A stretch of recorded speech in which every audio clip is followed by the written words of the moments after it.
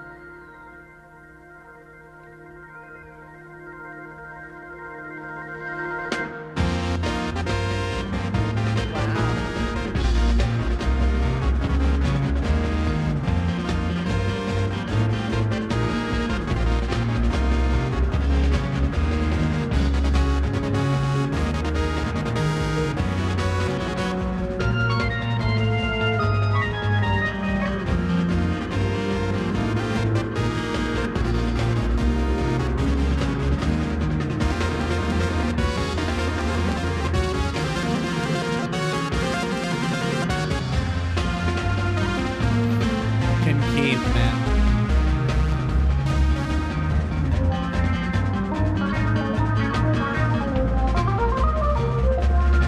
Wow, nice panning in the live recording.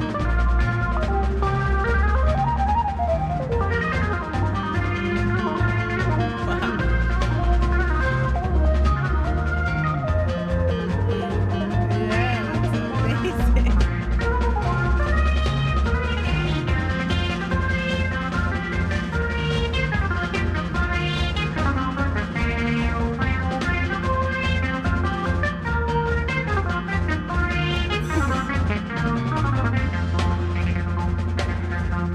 Sounds like aliens trying to communicate.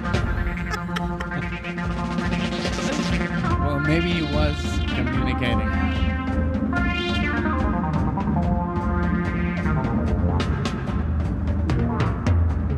So funny. When I listen to ELP, I always think it's more people, not 3. I know.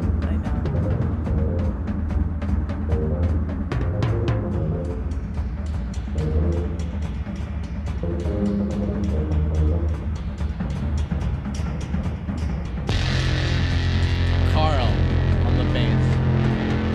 Wow, that sounds like it just blew up. I love it.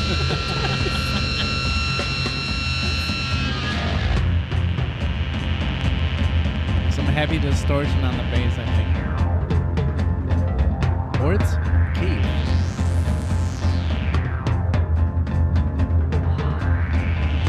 Pink Floyd magic there. Yeah, it's going behind my head.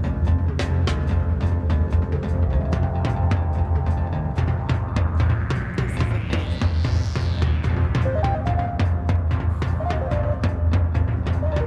Your favorite sound from From the beginning.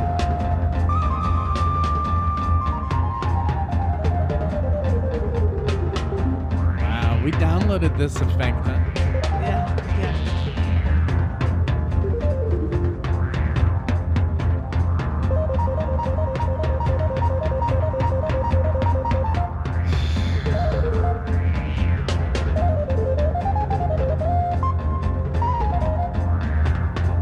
So good.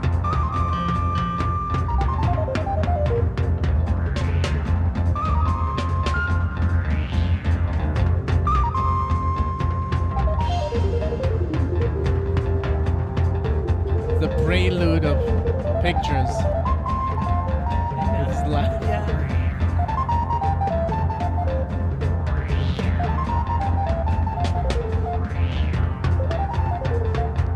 it is literally a spaceship landing. Right?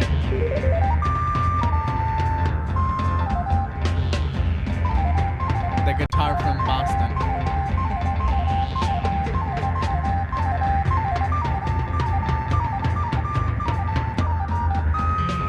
He's pushing outside.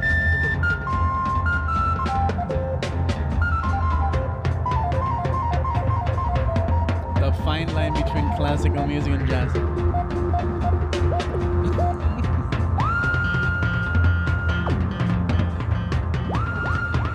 I have an imaginary keyboard here.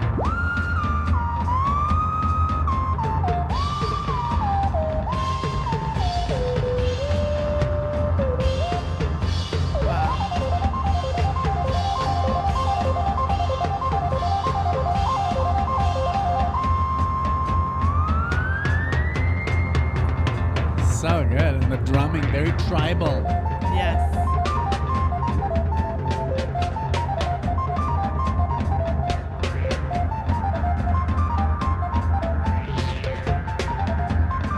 It's very Pink Floyd, huh? Yeah. I mean, not the improv.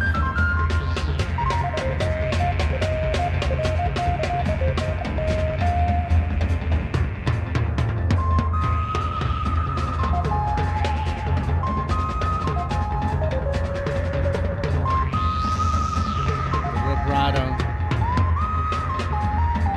Wow.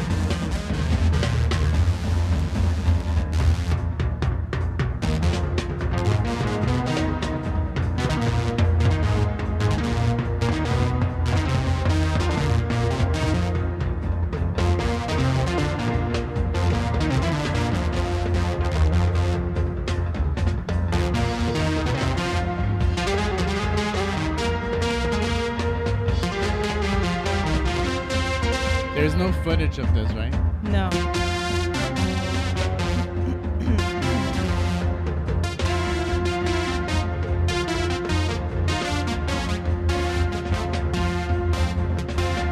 Wow. What the hell?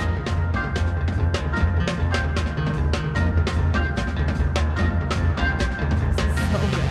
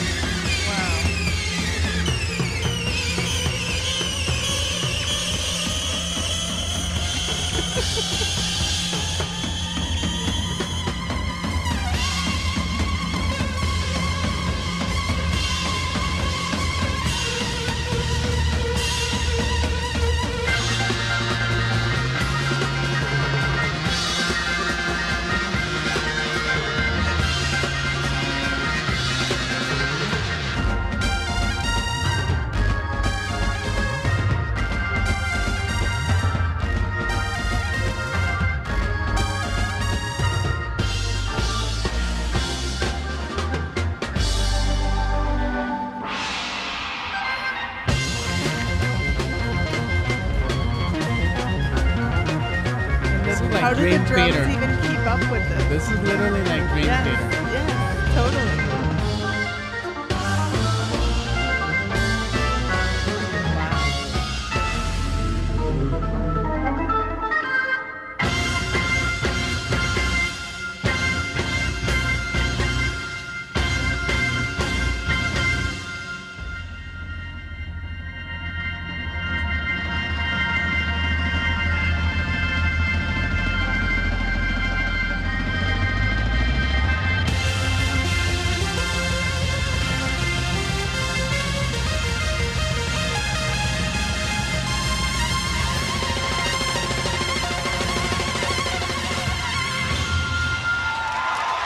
Wow. 30 seconds of applause. Very well deserved. Thank you. COUPL, Big Lake.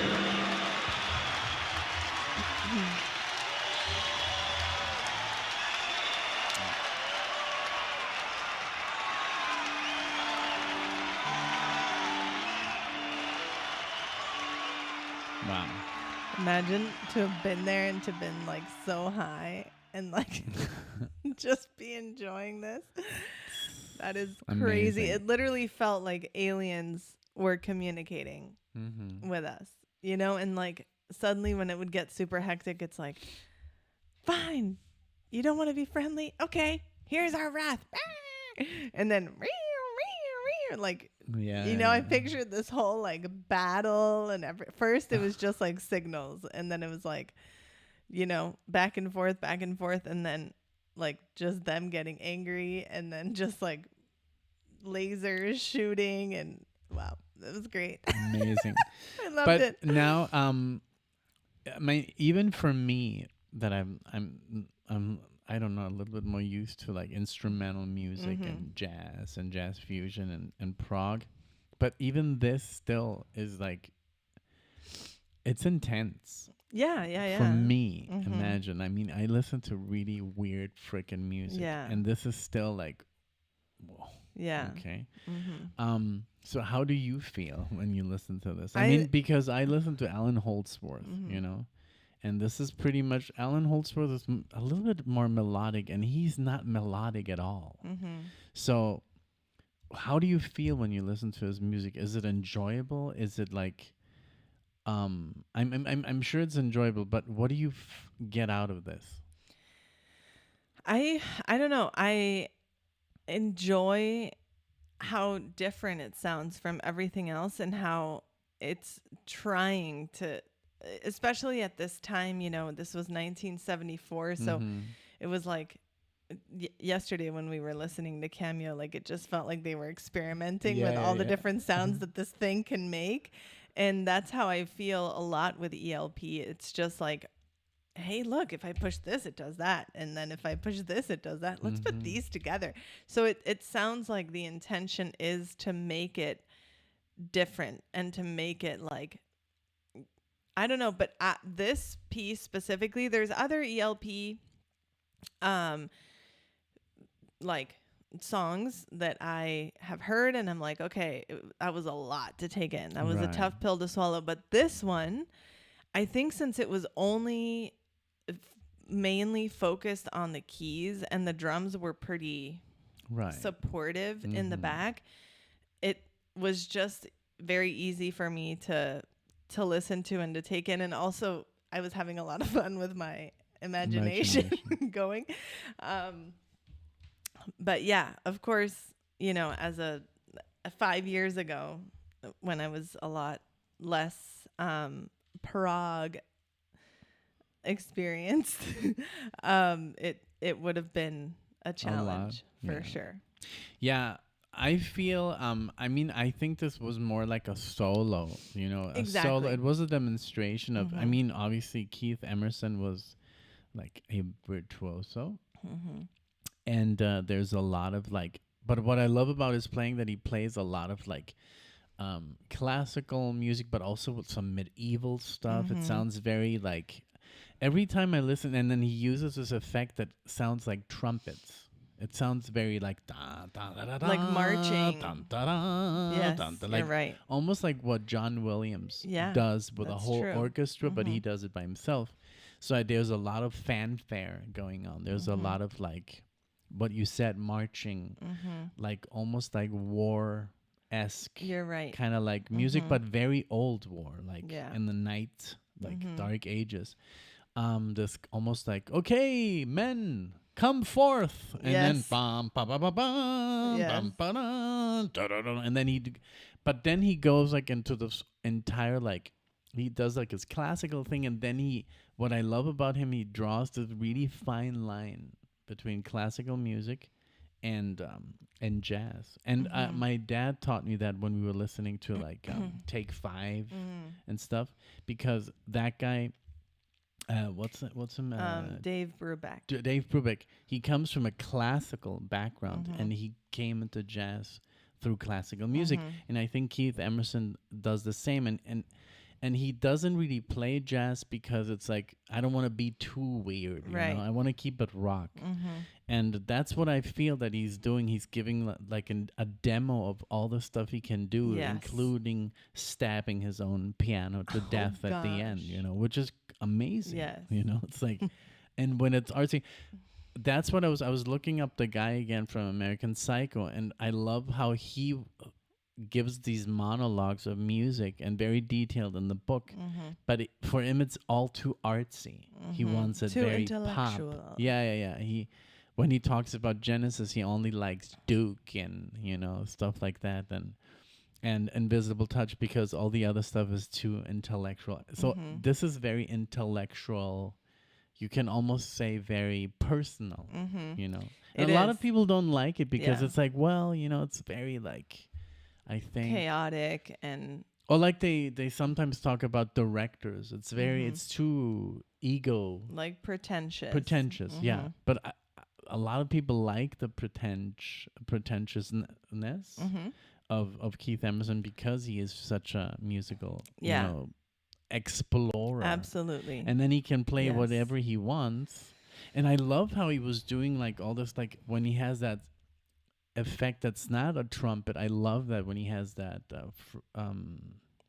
from the beginning effect. That is so much more easy to digest because it's such a soft sound.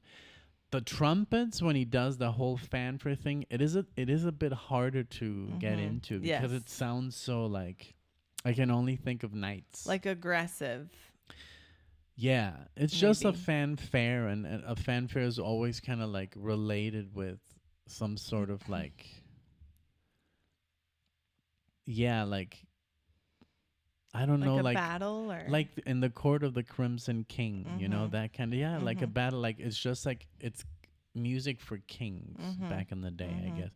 But ELP, it's like, you know, it's an adventure, man. Every single time I listen to ELP, it's like it's challenging. Yeah, it's very cool. Yeah, it challenges your limits, no? Yeah. But I love it, you know, because it's so different from all the other prog. I mean, I put like in my own head, you know, how you put like different bands in different categories and even by album, and then you remember, the album cover of this, and I put that with this. So I have all these bands in my head, like Rush and Genesis and Jethro Tull and you know, everything we listen to, and ELP has like a special kind of place. Yeah. Like maybe with like Gentle Giant, more into like the unknown. I don't know what I'm gonna get into. Yeah. I'm not gonna go deep diving down there very often. Yeah, exactly. And with Genesis or like, you know, like Pink Floyd and stuff like that, you kind of know where they're gonna go. They're not gonna go too crazy, right? And that's like, it's a safe zone.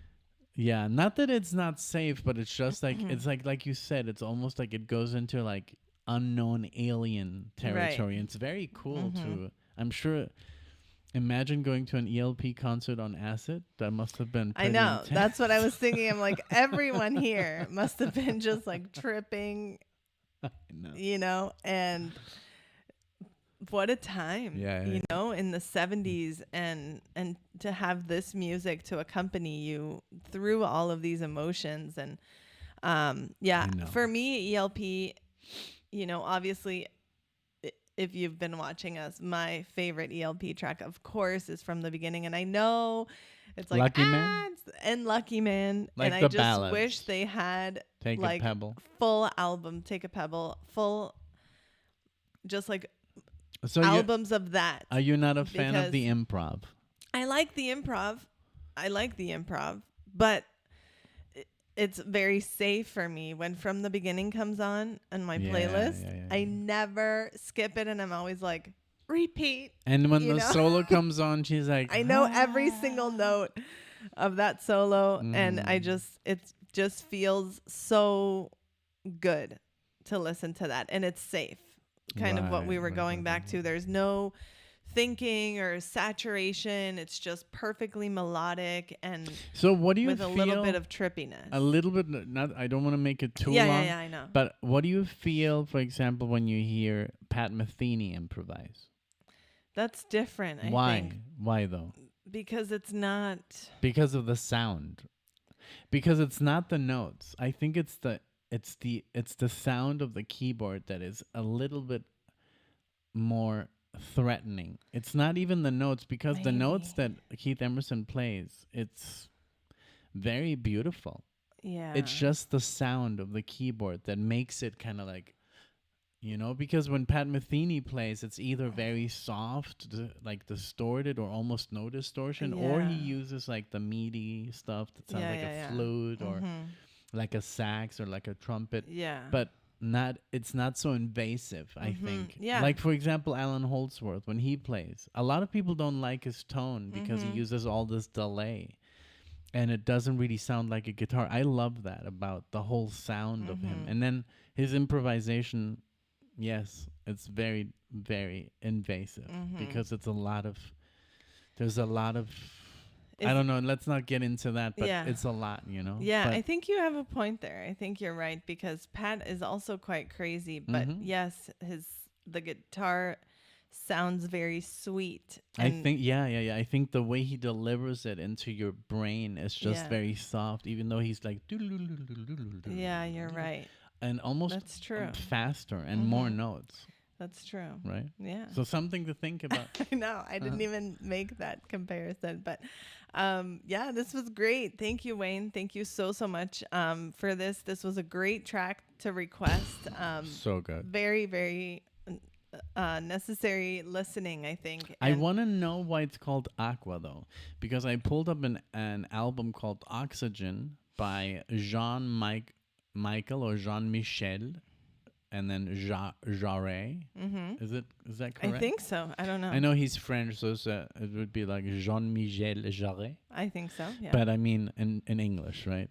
Oxygen. That would be interesting to get into. This is prog, like. He's an electronic musician and composer. Yeah. Yeah, he's very famous. He's like electronic, ambient, new age. He's like the godfather of kind of like electronic stuff and like trance, progressive rock. So he does it all. But oh wow, space music. Yeah. Since you were talking about space music, I was like, well, maybe we should listen to this one day. Yeah. But again, thank you so much, all you ELP freaks out there. We love you. This was very, very cool. And I mean, what a blessed guy. I mean, all three of them amazing on their wonderful team. But I love that this was a little bit more focused, and it had Keith on the cover. Yeah. Standing there with all of his houses of keyboards surrounding. I love that he was so passionate about his art, and in the end, when he couldn't really perform, that kind of was also the end. But poor guy. That's how musicians Remember roll. when we saw his keyboards at the Munich museum? Yes. We saw one of them on display. Yeah. But yeah, thank you guys so much for joining us. Let us know if this is essential fan listening. Any thoughts, comments that you want to add to our discussion are very welcome. Thank you, Wayne, again for sponsoring this. If anyone would like to sponsor a track, check out that link in the description to our Buy Me a Coffee page. But we appreciate you being here, giving it a like, subscribing if you think you'd like to see us again. We would love to see you all in the next one. Thank you, guys. Bye, everyone. Bye.